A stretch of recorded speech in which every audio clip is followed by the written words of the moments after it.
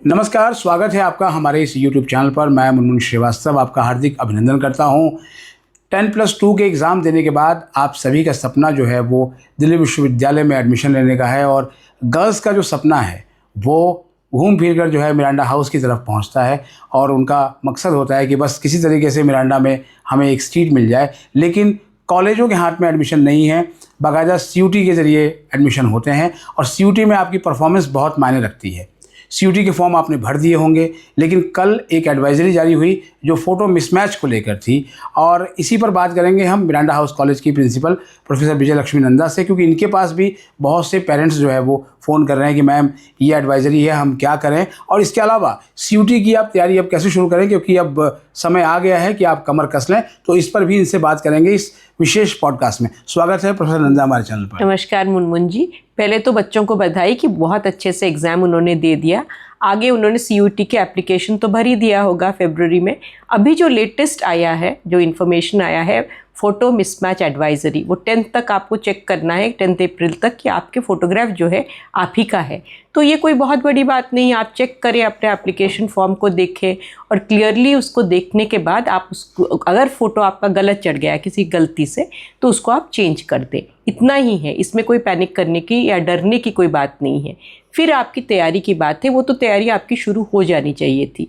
पहले आप पूरा क्वेश्चन पेपर्स देखिए, लास्ट ईयर के क्वेश्चन, सिलेबस को अच्छे से पढ़िए, इंग्लिश कॉम्प्रिहेंशन, लैंग्वेज एबिलिटीज़ उसको देख लीजिए, लैंग्वेज स्पेसिफिक डोमेन को थोड़ा अच्छे से देखें, फिर सब्जेक्ट स्पेसिफिक डोमेन को अच्छे से देखें। जो आपकी 11th-12th की पढ़ाई है वही पढ़ाई है, उसी से MCQ आ रहा है। डिस्क्रिप्टिव नहीं लिखना है, लेकिन MCQ लिखना है। तो उसकी तैयारी और एक टाइम प्लान बनाइए, एक पूरा अपना एक टाइम टेबल बना लीजिए, किस तरह से आप डिवाइड करेंगे अपना टाइम, उस हिसाब से अपनी तैयारी करें। दूसरा है कि कौन से कॉलेज में पढ़ना है, कौन से आपके कोर्सेज से, उसकी भी एक अलाइनमेंट करिए कि ये हम पढ़ाई करेंगे, इस कॉलेज की कोर्सेज से हम अलाइन करेंगे। कोचिंग क्लासेस की ज़रूरत मुझे नहीं लगता इतना है। जो फर्स्ट जनरेशन लर्नर्स हैं उन लोगों के लिए शायद हो, क्योंकि घर में उतना गाइडेंस नहीं मिले। लेकिन जहाँ फर्स्ट जनरेशन लर्नर्स नहीं हैं, जहाँ पेरेंट्स पढ़े लिखे हैं, पेरेंट्स थोड़ा सिलेबस देखे, बच्चों को गाइड करे, एक इमोटिव कनेक्शन भी बनता है। हर चीज़ आउटसोर्स कर दो तो फिर वो बनती नहीं है। एक्चुअली स्टूडेंट्स को जो है सिर्फ सपोर्ट चाहिए, एक गाइडेंस चाहिए, उससे ज़्यादा कुछ नहीं चाहिए। अगर MCQs है, अगर कोर्स वर्क अच्छे से है, अगर आपने कॉलेज और कोर्स की आपने एक अलाइनमेंट कर ली कि मैं ये पढ़ रही हूँ, ये एग्ज़ाम दे रही हूँ, ये मेरा कॉलेज है, यही कोर्स करना है, तो एक तरह से आपकी पूरी मैपिंग हो गई। तो मैं चाहूँगी कि एक तो आप डरे नहीं, अपनी तैयारी बिल्कुल अच्छे से रखें। और तीसरा चीज़ है कि पेरेंटल सपोर्ट बहुत ज़रूरी है, फैमिली सपोर्ट बहुत ज़रूरी है, वो आप लेकर रहे। और जो फोर्थ चीज़ जो आपने बहुत बार हमें कहा है, और हम भी कोशिश करेंगे अगर हमारे स्टूडेंट्स के पास कुछ टाइम हो, आपके रिकॉर्डिंग के माध्यम से जो स्टूडेंट्स CUT में अच्छा किए हैं वो अपने मेथडोलॉजी भी आपको बताए, कैसे पढ़े थे, किस तरह से तैयारी किए, कैसे एप्लीकेशन किए। तो ये मेथड, हाँ, क्योंकि CUT के बहुत से टॉपर्स आपके कॉलेज में भी जो है स्टूडेंट्स हैं। बिल्कुल। और एक चीज़ और भी है मैम कि क्या CUT का एग्ज़ाम का जो डिफ़िकल्टी लेवल है, जो अभी आप इतने सालों से देख रही हैं, 4 साल से, तो क्या लगता है आपको कि बहुत ज़्यादा डिफ़िकल्ट है? बहुत पेरेंट्स पूछ रहे हैं। नहीं, ये एक यूनिफॉर्म सिस्टम है, क्योंकि यूनिवर्सलाइज्ड एग्ज़ाम है, तो डिफ़िकल्ट नहीं है। जनरली जो पेपर सेटिंग होता है किसी भी एग्ज़ाम के लिए, वो ऐसे होता है कि आप पहले कोशिश करते हैं जितने यूनिवर्सल लेवल पे स्टूडेंट्स हैं, जो सारे मास स्टूडेंट्स हैं, वो इस एग्ज़ाम को टैकल कर पाए, कि उनके लिए सारे वो क्वेश्चंस बनते हैं।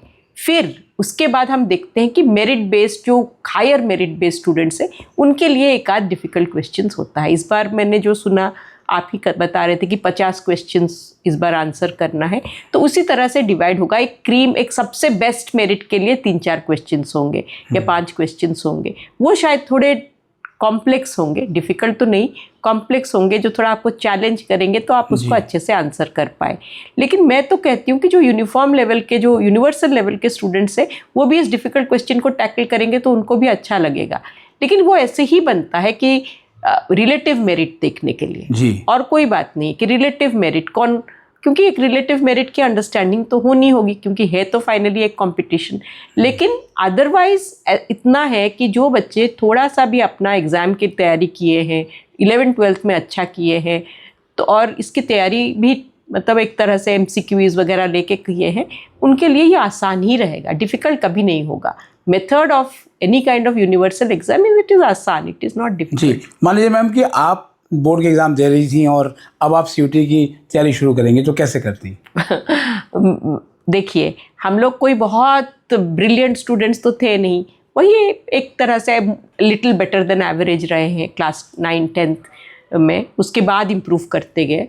तो हम लोगों के समय तो मार्क्स ही कट ऑफ था, अभी तक था सीयूटी आने से पहले, तो हम 12th मार्क्स को ही तब 10th से हम 12th में, हमारे समय अलग 10+2 था, तो हम लोग इसी तरह से तैयारी करते थे कि हम 12th में अच्छे मार्क्स लाए कि हम कॉलेज में अच्छे तरीके से जा पाए। हम तो ये हमारी थी। अभी अगर मेट होती, सीयूटी मेरा आगे होता, तो मैं अब से तैयारी शुरू कर देती, क्योंकि कंपटीशन इज़ वेरी हाई, बहुत लोग compete कर रहे हैं। लेकिन ये भी है कि कंपटीशन हाई तो अपॉर्चुनिटीज़ भी बहुत है जी, बहुत सारे कॉलेजेस हो गए, जहाँ आपके 10 कॉलेजेस होंगे एक पर्टिकुलर टाइम में, अब आपके 90 कॉलेजेस हैं। जहाँ आपके 10-5 कोर्सेज होते थे, उससे ज़्यादा होते नहीं है, एक मेडिकल, एक इंजीनियरिंग, अब आपको इतने सारे अपॉर्चुनिटीज़ हैं कहीं कहीं जाने के लिए। तो थोड़ा difficulties in terms of competition बढ़ गया, क्योंकि सब लोग compete कर रहे हैं, लेकिन इम्प्रूवमेंट भी बहुत हुआ है in terms of courses, varieties of courses, और सबके लिए जगह है। जी। वैसे एप्लीकेशन के लिहाज से देखें मैम, तो इस बार सारे रिकॉर्ड टूट गए हैं। 15 लाख से ऊपर एप्लीकेशन जो है वो सीयूटी यूजी के लिए आई हैं। और मुझे लगता है अगर बात की जाए स्टूडेंट से, तो सबका सपना डीयू है। तो क्या है मैम डीयू की यूएसपी? ड्यू की यूएसपी तो पहले मैं बताऊंगी। ड्यू की जो टीम है, हमारे honourable vice chancellor, dean colleges, director south campus, इनकी टीम बहुत अच्छी है, बहुत एक्सेसिबल, बहुत सपोर्टिव, और जो इवन डीन एडमिशन्स हैं वो काफ़ी इसकी पब्लिसिटी करते हैं, और रैंकिंग में भी बहुत ऊपर गई है, इंटरनेशनल रैंकिंग में भी ऊपर गई है, कॉलेजेस की भी अच्छी रैंकिंग है। और सब लोगों को लगता है कि दिल्ली आएंगे तो मेनली कुछ लोगों को लगता है कि यूपीएससी की प्रिपरेशन भी हो जाएगी, वो भी एक रहता है कि दिल्ली यूनिवर्सिटी आएंगे। तो एक पहले होता था कि चलो हम, और 3-4 यूनिवर्सिटीज़ काउंटेड थे, अब जो लार्जली यूपीएससी का भी एक कॉल रहता है, कुछ बच्चों को एक्सपोजर का भी रहता है, फिर यहाँ पे हॉस्टल्स भी है, एक ब्रांड कॉन्शियसनेस है। तो ये ज़रूर है कि दिल्ली यूनिवर्सिटी बहुत ही अच्छा है और स्टूडेंट्स यहाँ आना चाहते हैं। कुछ हमारे जैसे कॉलेजेस में मिरांडा हाउस या जो दूसरे कैंपस कॉलेजेस हैं वहाँ भी आना चाहते हैं। लेकिन मेरा ये कहना है कहीं पे भी रहो, कहीं पे भी मिले। अब colleges and universities in all over India they have improved, बहुत इम्प्रूवमेंट हुआ है, क्योंकि एक नैक एक्रेडिशन है, NIRF एक्रेडिशन है, गवर्नमेंट ने बहुत पैसे एजुकेशन में दिया है, और कुछ कहीं पे भी आप लोकल लेवल पे भी चले जाइए, कॉलेजेस बहुत इम्प्रूव किए हैं। तो मैं कहती हूँ कि ड्यूक के लिए ज़रूर ट्राई करें, ये सपना है तो ये सपना साकार हो, लेकिन निराश भी उनको नहीं होना चाहिए। लोकल लेवल पे जैसे BHU है, वहाँ पे आप पढ़ रहे हो तो अच्छी बात है, वहाँ पे भी बहुत अच्छा कॉलेजेस में, अभी बनारस गई थी, काफ़ी अच्छे कॉलेजेस मैंने वहाँ भी देखा, अच्छा डेवलपमेंट है। तो इस तरह के बहुत सारे जगह पे अच्छे कॉलेजेस भी हो रहे हैं। मतलब आपका कहने का मैम कि सीयूटी पे भी फोकस करें, बाकी जब मार्क्स आएंगे तो फिर आप देखिए कहाँ जाना है। बिल्कुल, और हर जगह आप देखो, कहीं पे कॉलेज अच्छा होता है, कहीं पे कोर्स अच्छा होता है, तो उस पर पढ़ें। आजकल इंटरनेट मैंने वेबसाइट में काफ़ी कुछ अवेलेबल है। फिर आगे आप क्या करोगे उसको भी देखो, अपना एक पूरा पाथ बनाओ कि मैं एक पूरा, एक जो कहते हैं विजन बोर्ड बनाओ, मैं यहाँ पे हूँ, मुझे यहाँ तक पहुँचना है, तो उस बीच में मुझे कौन कौन से चीज़ें चाहिए जी। तो अगर मुझे बाद में जाके सिविल सर्वेंट बनना है तो मैं कौन से कोर्सेज लूँगी, मैं CUET में कितना रिजल्ट रखूँगी, कॉलेज में कितना रखूँगी, और आगे जाके मुझे कैसे जाना है, कौन से कोचिंग के थ्रू। अगर मैं कुछ एंटरप्रेन्योर बनना चाहती हूँ तो मेरा क्या रूट रहेगा, अगर मैं रिसर्च साइंटिस्ट बनना चाहती हूँ तो मेरा क्या रूट रहेगा। तो ये गोल बनाना भी बहुत ज़रूरी है, और उसकी विजन बोर्ड बनाना भी बहुत ज़रूरी तो क्या मैम यहाँ पर कॉलेज वर्सेस कोर्स मतलब चुनना बड़ा मुश्किल है? कभी कभी चुनना मुश्किल है, क्योंकि पेरेंट्स कहेंगे कि भाई उस कॉलेज में क्यों जा रहे हो, उस कॉलेज में तो कुछ नहीं रखा है, आप इस कॉलेज में चले जाओ। लेकिन आप पढ़ के देखोगे कि वो कोर्स अच्छा है। तो लार्जली स्टूडेंट्स जब उस कोर्स को करना चाहते हैं, उनको इकोनॉमिक्स चलो पढ़ना है, लेकिन अच्छे कॉलेज जो उनके हिसाब से ब्रांड कॉलेज है वहाँ नहीं मिला, ब्रांड कॉलेज कहूँगी, अच्छा नहीं, अच्छा सब कॉलेज अच्छे हैं, तो ब्रांड कॉलेज में अगर नहीं मिला तो कोई बात नहीं, उस कॉलेज का आप पता कर लो, उसके इंफ्रास्ट्रक्चर, उसका डेवलपमेंट देख लो, उनके टीचर्स के क्रेडेंशियल्स देख लो, वहाँ जाके ज्वाइन करो। फाइनली तो सारे दिल्ली यूनिवर्सिटी के कॉलेजेस हैं जी, आपको डिग्री तो दिल्ली यूनिवर्सिटी देगी।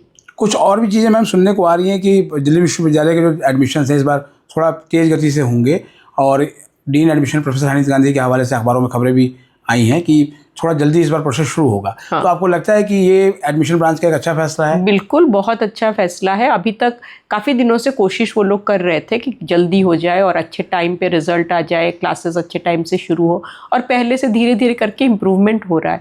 तो ज़रूर वो हो पाएगा। उनका काफ़ी स्ट्रॉन्ग कंप्यूटर IT फैसिलिटीज़ है और टीम उनकी बहुत स्ट्रॉन्ग है।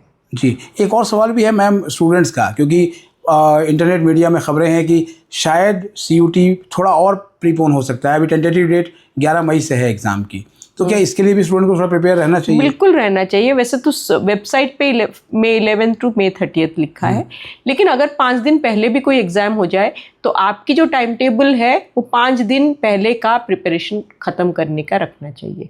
किसी भी एग्ज़ाम के लिए आप लास्ट मिनट तैयारी सिर्फ रिवीजन ही रखिए। जी। तो मैं तो कहती हूँ कि अगर अभी आज आके हो गया अप्रैल 8, जी। अप्रैल 8, तो अभी से अगर आप तैयारी करो तो आप मई 4 तारीख तक अपना पूरा प्रिपरेशन ख़त्म करो। वो दूसरा आप अपने हाथ में रखो। मतलब समय बहुत कम है, बहुत मतलब लगभग 1 महीने से भी कम का समय है। Hardly any time. तो मैम अगर ये जो लगभग 25-26 दिन का जो टाइम है, इसको कैसे यूटिलाइज करें? इसी तरह से यूटिलाइज करना है। पूरा मॉर्निंग का टाइम टेबल बना देना है, अच्छा से अपना हेल्थ का केयर लेना है, सोशल मीडिया थोड़ा बंद रखना है, फ़ोन्स बंद रखो। उसको आपको अगर आधे घंटा खाने के टाइम या कहीं पे उसके बाद एक आप रखिए टाइम कि हम थोड़ा सा इंडल्ज करें, कुछ फ्रेंड्स से बात करें, अदरवाइज आउट ऑफ इट। और बैठ के पूरा प्रिपरेशन शुरू कर देना चाहिए। मल्टीपल चॉइस क्वेश्चंस की जो लास्ट ईयर के पेपर्स है, अपने डोमेन स्पेसिफिक एक बार कोर्स कॉलेज सोच लिया, एक बार अपना डोमेन स्पेसिफिक अंडरस्टैंडिंग रख लिया, फिर आप अलाइन करो और पढ़ाई शुरू। जी, और चूंकि 10+2 के एग्ज़ाम और CUT में बड़ा फ़र्क यही है कि MCQs आने हैं और CBT मोड में एग्ज़ाम होना है। तो क्या बहुत सारे ऐसे बच्चे हैं जिन्होंने कंप्यूटर पर प्रैक्टिस भी नहीं कभी की होगी? प्रैक्टिस टेस्ट तो आपको लेना पड़ेगा, कंप्यूटर पे ही लेना पड़ेगा, क्योंकि वो फिर फिलिंग अप उसमें प्रॉब्लम आएगा। तो आपको हाथ की सफाई रखनी, मतलब in the sense that you have to learn to do it. तो वो ज़रूर आप करें। अगर आपके घर में नहीं है या कोई सुविधा नहीं है तो आप सेंटर्स, आपको कोई सेंटर की सुविधा लेनी पड़ेगी। You have to take support, but otherwise आप खुद करिए, कोई मुश्किल नहीं है। और MCQs की प्रैक्टिस पे कितना ध्यान दें मैम? बिल्कुल दें, जितना दे सकते हैं, क्योंकि पहले तो आपको सब्जेक्ट स्पेसिफिक अंडरस्टैंडिंग रखनी पड़ेगी, नहीं तो MCQ आप नहीं कर पाएंगे। लेकिन अगर आप पिछले सालों के क्वेश्चंस को सॉल्व करते रहे, प्रैक्टिस करते रहे, धीरे धीरे वो सारा क्लियर होते रहेगा। मैंने देखा है कि अगर 10 बार 15 बार आप कोई टेस्ट ले लिए, उसके बाद सब चीज़ें बहुत बड़ी बड़ी अक्षर में आपको दिखने लगती है। मैंने खुद की ये मेरी अभ्यास है। जब भी मैं कुछ करती हूँ, कोई प्रिपेयर करती हूँ, फाइनली वो बहुत आपको ही वो क्लियर दिखने लगता है, वो चीज़ जो पहले आपको दिखता ही नहीं था। तो that is the preparation level. जी, आप मैम पॉलिटिकल साइंस की विशेषज्ञ हैं और अभी CUT PG में जो पोल साइंस का एग्ज़ाम हुआ था सबसे टफ आया था। तो अभी UG में भी स्टूडेंट डरे हुए हैं कि यहाँ भी पॉलिटिकल साइंस का पेपर कहीं मुश्किल तो नहीं आएगा? एक तो NCERT की बुक है, उसको अच्छे से पढ़े। उसके बाद करंट अफेयर्स पे ध्यान रखिए, क्योंकि बहुत डायनेमिकली चेंज हो रहा है, वॉर का सिचुएशन है, उससे भी कुछ questions. Political science vast field है, तो इस डिफ़िकल्टी यहीं से आती है। गवर्नमेंट ने कुछ प्लान्स, कुछ प्रोग्राम्स किया, तो उसके बारे में आप पढ़ें और उसको भी ध्यान में रखें। तो पॉलिटिकल साइंस ब्रॉडर है, इसलिए क्वेश्चंस आता है, लेकिन डिफ़िकल्ट कुछ भी नहीं होता है। डिफ़िकल्ट तब उसी क्वेश्चन को आपको 1-2 बार अगर पढ़ेंगे तो आप समझेंगे कि उस आंसर वहीं पे कहीं है। You have to, and these are multiple choice questions. तो अभी आपको करंट अफेयर्स पे एकदम स्ट्रॉन्ग होल्ड रखना पड़ेगा। जी, और एक सवाल और भी है मैम, वो पेरेंट्स का है कि मान लिया कि स्टूडेंट्स जो है वो एग्ज़ाम देने के लिए गया और उसके साथ कोई दिक्कतें होती हैं, तो फिर वो क्या करे? क्या वो अपना हेल्पलाइन वगैरह नंबर्स पे बात करे? हाँ, डेफिनेटली बात करें। अगर किस तरह का डिफ़िकल्टी, मतलब मैं समझ नहीं पा रही हूँ। वो ये कह रहे हैं कि जैसे कि ये जो अभी फ़ोटो मिसमैच एडवाइजरी है, वो भी कहीं ना कहीं कनेक्शन जुड़ा हुआ है। कई बार लगता है पेरेंट्स को कि हम वहाँ पहुँचे और हमें एग्ज़ाम ही ना देने दिया जाए, मतलब हमारा जो है वो पहले एक बार उनका फोटो मिसमैच आइडेंटिटी वो देख लिया एडवाइजरी के हिसाब से, अगर सब कुछ सही है तो उनको कोई नहीं रोक सकता।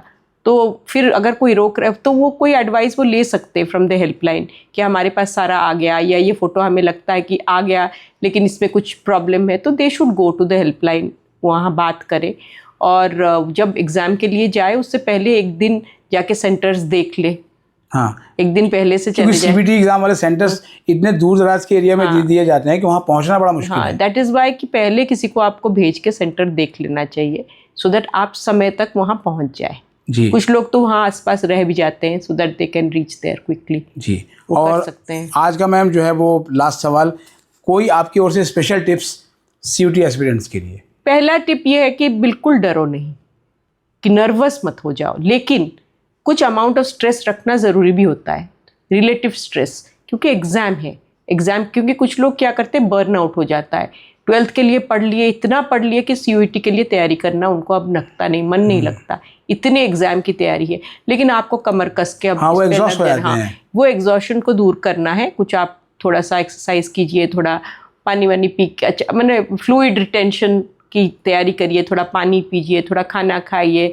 ये सब करके आप बिल्कुल तैयार हो जाइए कि ये एक नया लड़ाई है, इसको मुझे पार करना है। यही आपकी ऐसे ऐसे आपके ऑब्स्टिकल्स हर समय रहेंगे, ऑब्स्टिकल रेस है ये, और इसको उसी तरह से मानना पड़ेगा।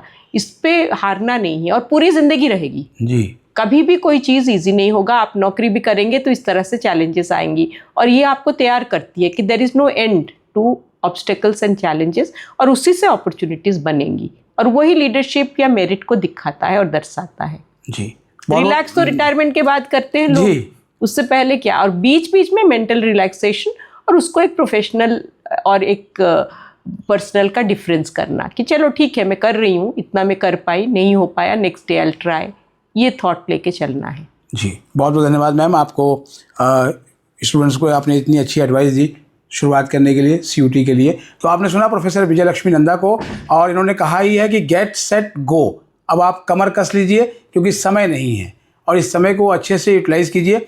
आपके जो सवाल हैं CUT रिलेटेड वो आप कमेंट बॉक्स में लिख दें, हम कोशिश करेंगे कि उनके जवाब आपको बहुत जल्द दें, और या फिर उन विषयों पर जो है वो लगातार आपको वीडियो देखने को मिले। फिलहाल आज के लिए इतना ही। हम प्रोफेसर विजय लक्ष्मी नंदा जी का भी धन्यवाद करेंगे कि इन्होंने व्यस्त समय में इतना समय निकाला, और आपको भी कहेंगे कि कई तरह की अफवाहें उड़ती हैं, उन पर ध्यान न दें, और किसी भी ऑथेंटिक अपडेट के लिए आप NTA की वेबसाइट को ज़रूर देखें और उससे ही ऑथेंटिक मानें। मिलते हैं एक और एपिसोड के साथ, तब तक के लिए नमस्कार, धन्यवाद मैम। Thank you.